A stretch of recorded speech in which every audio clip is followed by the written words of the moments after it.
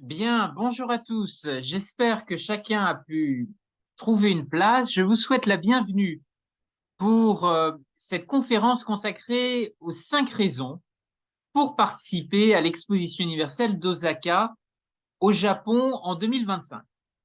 Je suis très heureux de vous accueillir pour nous plonger ensemble dans l'histoire des expositions universelles, évoquer un certain nombre d'expériences réussies passées et de regarder comment finalement celle-ci pourrait demain euh, être un nouveau flambeau pour l'avenir.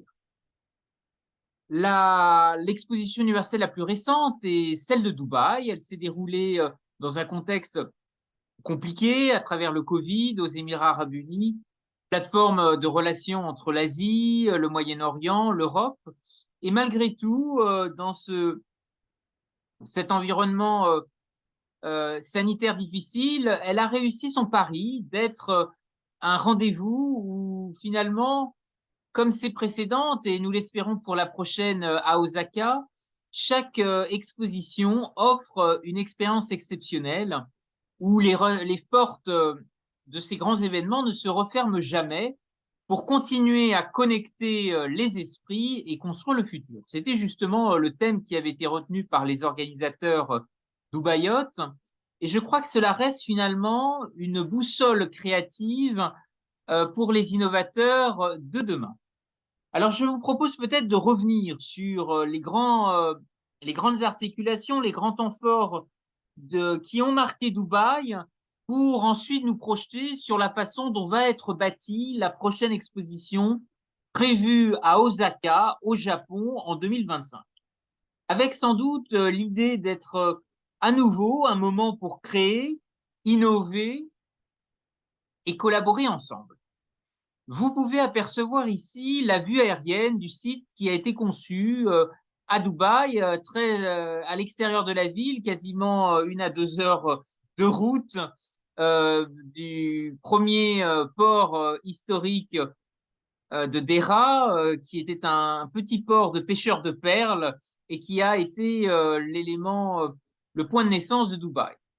Alors, 3 districts ont effectivement articulé cette exposition universelle, un district mobilité, un district opportunité et un district durabilité.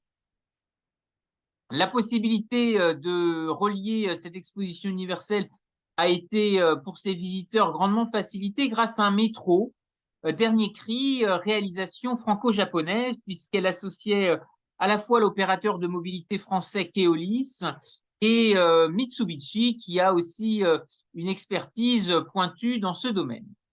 S'ajoutait aussi un vaste réseau de bus reliés à l'ensemble des aéroports, y compris celui d'Abu Dhabi, à peu près à 1 heure du site de Dubaï.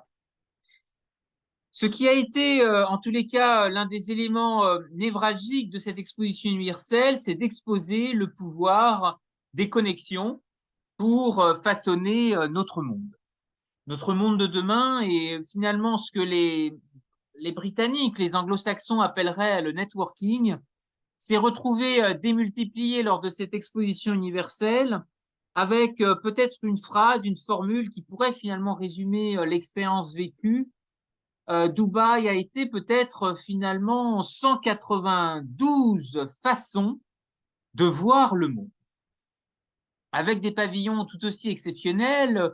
Ici, celui du pays hôte, qui pourrait alors ressembler à une fleur, mais qui en réalité représente les ailes d'un aigle en plein envol. Vous savez que dans le golfe Persique, la fauconnerie, mais aussi plus largement dans les pays arabes, est un élément culturel très important et qui fait aussi partie du patrimoine de ce pays.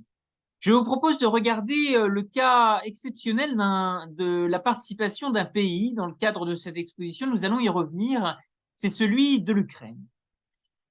Mais je voudrais avant tout peut-être vous rappeler un peu d'histoire et vous dire que depuis 170 ans, les expositions universelles ont un rôle exceptionnel de vitrine pour présenter des innovations qui ont façonné le monde dans lequel nous vivons aujourd'hui. On pourrait penser à la première diffusion télévisée en direct en 1939 à New York, mais peut-être bien avant cela, l'aventure a démarré en 1851 au Crystal Palace de Londres. Donc, vous voyez ici une photo, puisque c'est véritablement les Britanniques qui ont donné naissance à la première exposition universelle avant celle de Paris. Et puis, au fil du temps, les innovations technologiques ont été un élément catalysateur fort, avec en 1862 un premier ordinateur mécanique qui avait été exposé à Londres. Et un siècle plus tard, c'est Seattle, dans l'État de Washington, au nord-est des États-Unis, ville qui est jumelée avec Nantes, qui proposait à ses visiteurs émerveillés de découvrir un ancien ordinateur qui répondait à des commandes vocales. Alors, bien avant les ordinateurs, il y a eu la téléphonie, très importante aussi, pour émettre des sons, y compris permettre à des aviateurs d'émettre des sons à très grande distance. Nous avons des premières démonstrations qui ont été faites à Philadelphie en 1876, et on va y revenir. Osaka a été la puissance accueillante d'une première exposition universelle et internationale en 1970, où elle avait justement offert à ses visiteurs la première occasion de découvrir ce que la technologie des téléphones mobiles avait justement à offrir. Il faut aussi évoquer peut-être d'autres formes d'innovation, expériences gustatives, expériences alimentaires, puisque l'arrivée du ketchup, du popcorn s'est faite lors d'expositions universelles, et de façon étonnante en ce début du siècle, ce sont les cônes de crème glacée qui sont apparus lors de l'exposition universelle de Saint-Louis dans le Missouri en 1904. Bien entendu, des signatures architecturales prodigieuses, hors du commun. On pense à la Tour Eiffel, qui continue sans doute son voyage, puisque le 22 février 2022, la consul générale de France à Dubaï, Nathalie Kennedy, a inauguré un escalier originel de la Tour Eiffel au parc Al Farzan de l'Expo 2020 à Dubaï. Et cette rencontre inaugurale s'est faite avec un certain nombre de personnalités que vous voyez ici, des diplomates et également des personnalités émiraties. Alors, des structures historiques laissent des traces après chacune de ces expositions universelles. Le Crystal Palace, qui n'existe plus, mais qui à Londres a laissé finalement un écrin végétal, puisque c'est l'art des jardins qui est aujourd'hui pleinement mis en valeur. Eh bien, il y a aussi à travers la Tour Eiffel, sur les esplanades du Champ de Mars à Paris, un témoignage extrêmement fort qu'il est possible aussi de retrouver. Dans d'autres capitales du monde, la Grande Roue à Chicago, l'Atomium à Bruxelles, en Belgique, Space Needle à Seattle, que vous voyez à gauche, et plus récemment, Al-Wazal Plaza, qui était le dôme autoportant de District 2020, le carrefour emblématique de l'exposition universelle où se sont déroulés un certain nombre de concerts.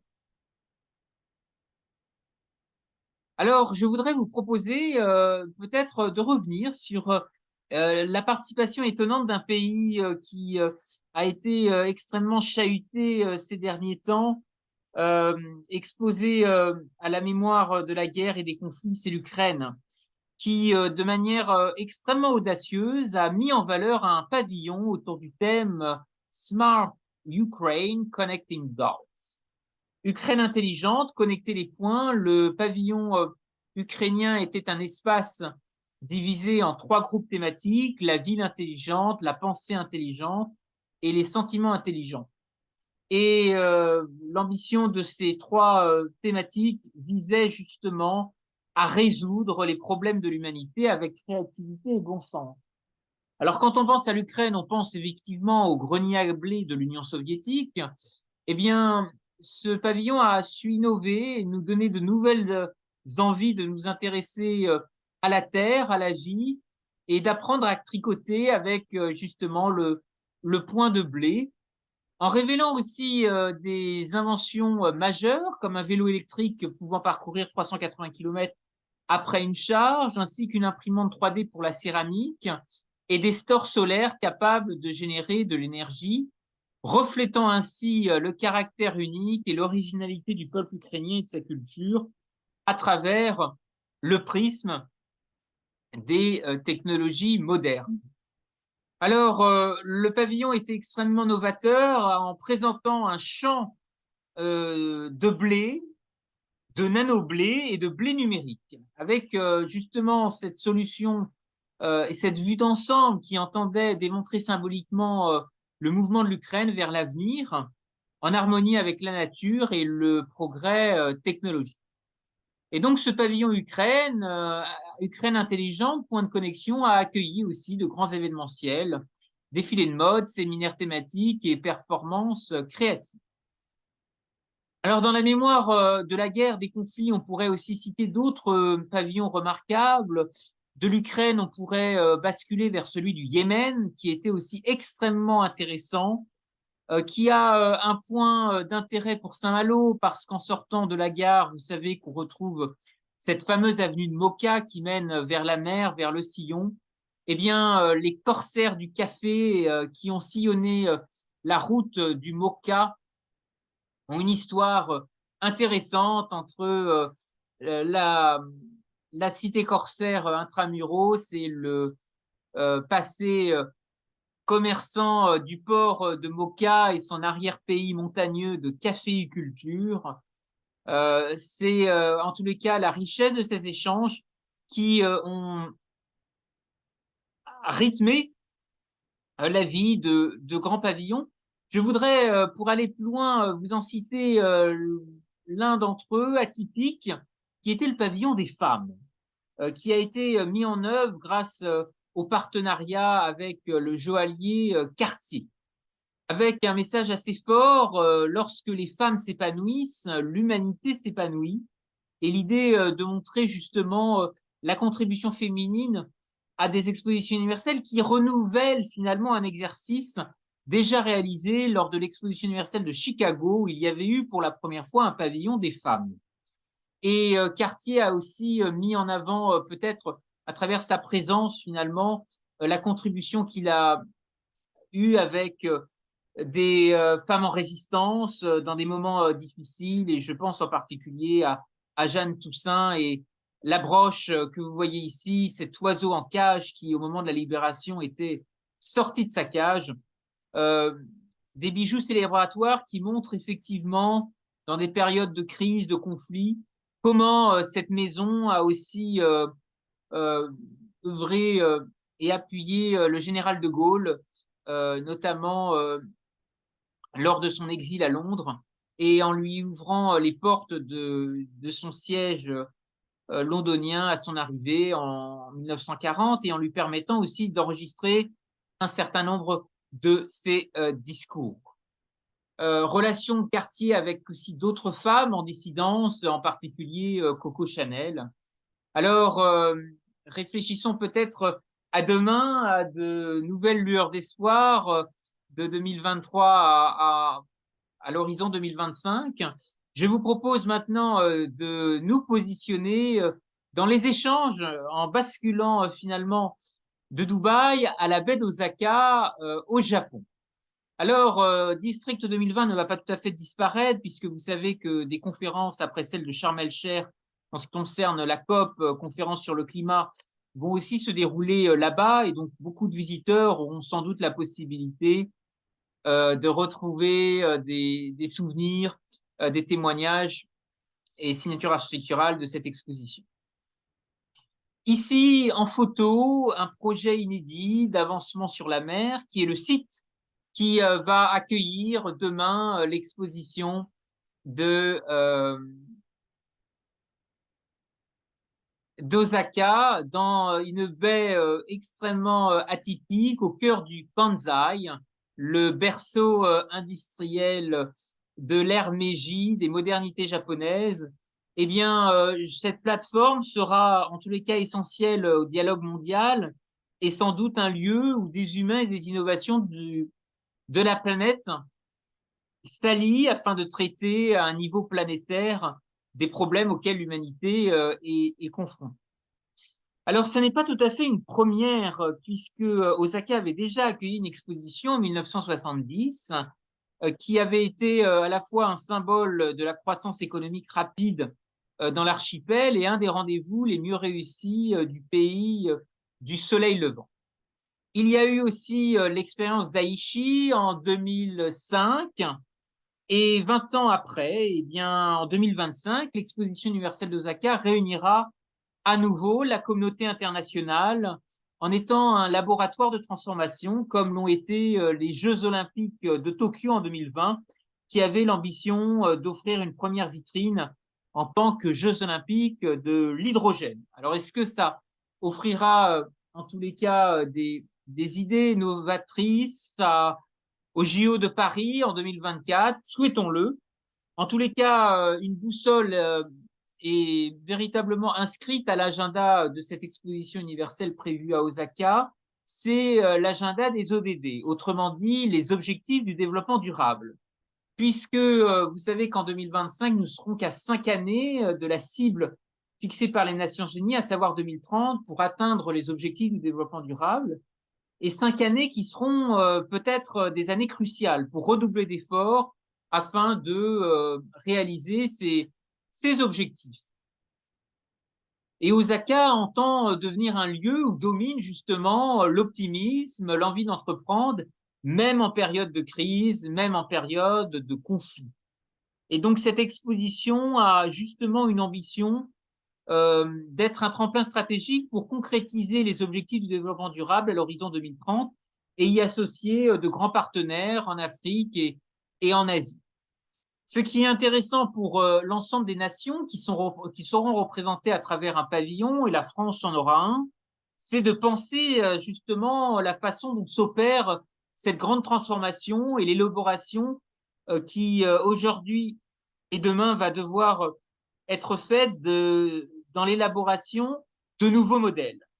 Et à la façon d'une étoile de mer, je prends cet exemple qui exprimerait des particularismes dans des creusets d'unité et de diversité du monde.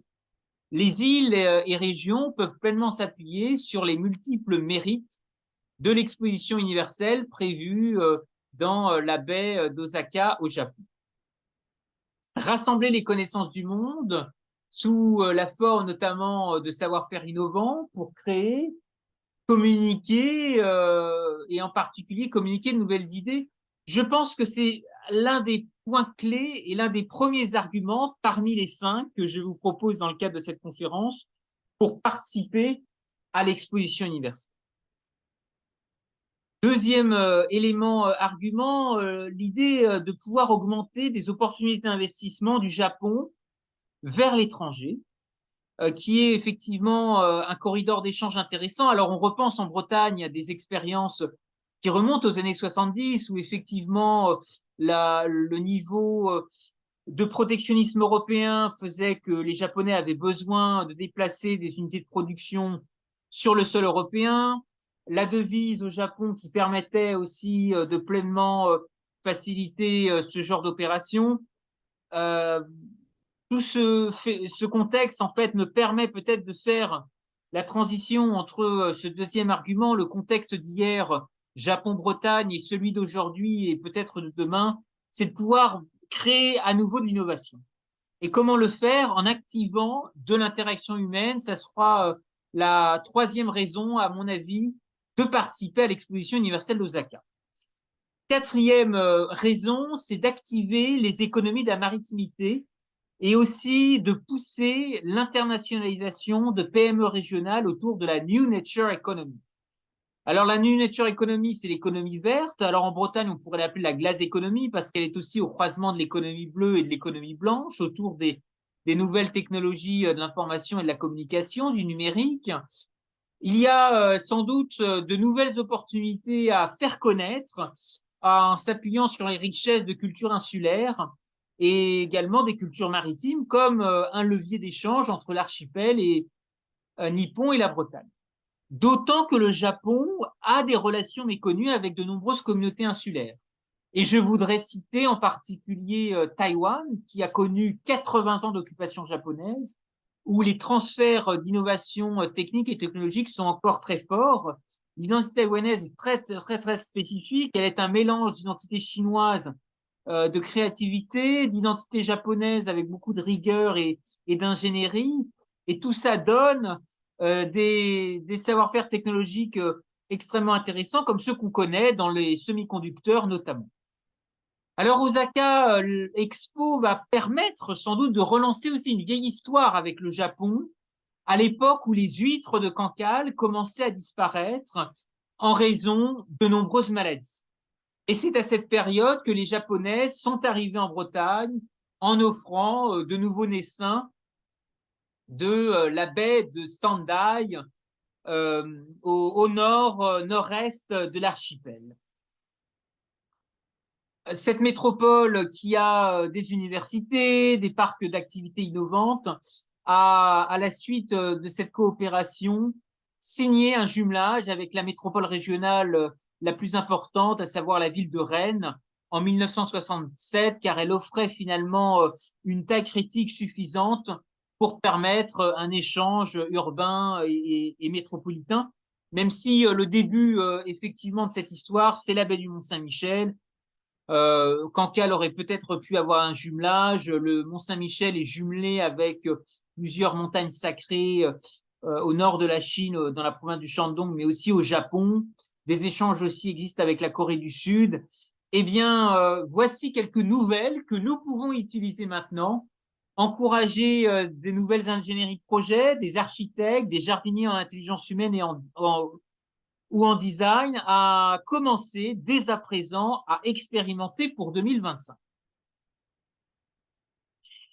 Alors, commencer à expérimenter pour 2025, que faut-il faire? Eh bien, moi, j'aimerais peut-être suggérer quelque chose qui offre un parallélisme avec ce début d'année, c'est que Le Petit Prince de Saint-Exupéry fête ses 80 ans. Fête ses 80 ans, une œuvre avec de nombreux passages qui restent très largement méconnus du grand public. En Asie et en Extrême-Orient, il existe un musée Antoine de Saint-Exupéry au Japon, mais aussi au Maroc, en souvenir de cette relation aéropostale transatlantique vers l'Amérique du Sud. Eh bien, il y a un passage de l'œuvre du Petit Prince qu'un grand-père spécialisé en génie de la nature et de la nutrition, Pierre Lognonnet, a voulu transmettre en souvenir peut-être à des expériences familiales avec de la farine de manioc de Madagascar. Il s'agit de la vérité des orangers. La réalité de la nature est parfois plus forte que le raisonnement des humains. Et c'est peut-être cet extrait qui vous en convaincra. La vérité, ce n'est point ce qui se démontre. Si dans ce terrain et non dans un autre, les orangers développent de solides racines et se chargent de fruits, ce terrain-là, c'est la vérité des orangers. Si cette religion, si cette culture, si cette échelle de valeur, si cette forme d'activité, non telles autres, favorise dans l'homme cette plénitude et se découvre en lui un grand Seigneur qui s'ignorait, c'est que cette échelle de valeur, cette culture, cette forme d'activité sont la vérité de l'homme. La logique, qu'elle se débrouille pour se rendre compte de la vie. Antoine de Saint-Exupéry. Eh bien, influencé par une culture franco-allemande, Pierre Lognonnet aimait partager l'histoire du Petit Prince de Saint-Exupéry, la vérité des orangers, la parabole de l'enfant prodigue, devant un éditoire extrêmement jeune, trop jeune pour en retenir un quelconque enseignement.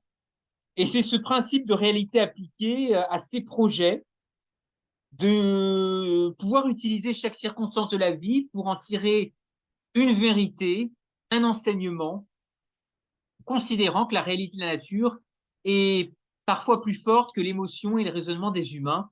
C'est la vérité des oranges. Alors, Saint-Exupéry n'est pas un personnage si éloigné de l'univers des expositions universelles parce qu'en 1967, le Québec a choisi d'organiser son exposition universelle autour du thème Terre des Hommes, portant le message de l'ouvrage éponyme d'Antoine de Saint-Exupéry.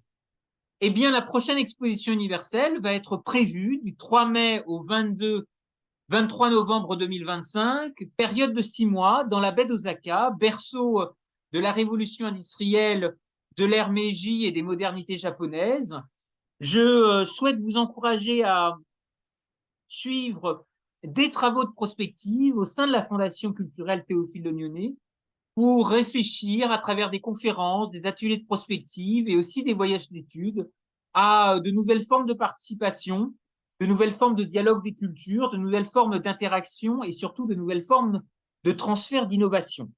Si vous souhaitez participer à de prochains événements, n'hésitez pas à vous inscrire très en amont, car les capacités du salon Marie-Françoise Jeannot à Saint-Malo sont limitées. Et pour permettre des temps d'échange où chacun des participants puisse être à son aise, nous avons besoin de connaître les participants, constituer une liste en amont.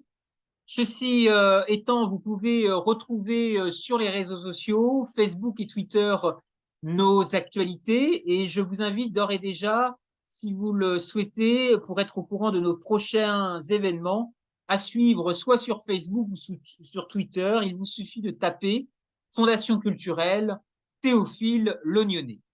Je voudrais vous remercier infiniment pour votre attention, pour euh, votre moment d'écoute et je vais maintenant ouvrir le moment amical de débat, de temps convivial avec un certain nombre de rafraîchissements. Je vais maintenant vous encourager à poser vos questions, à ouvrir les échanges à travers un moment convivial avec vous tous. Et je voudrais vous remercier encore une fois d'avoir concentré toute votre attention sur cette présentation. Place aux échanges et merci à tous. Je vais maintenant laisser la parole à chacun.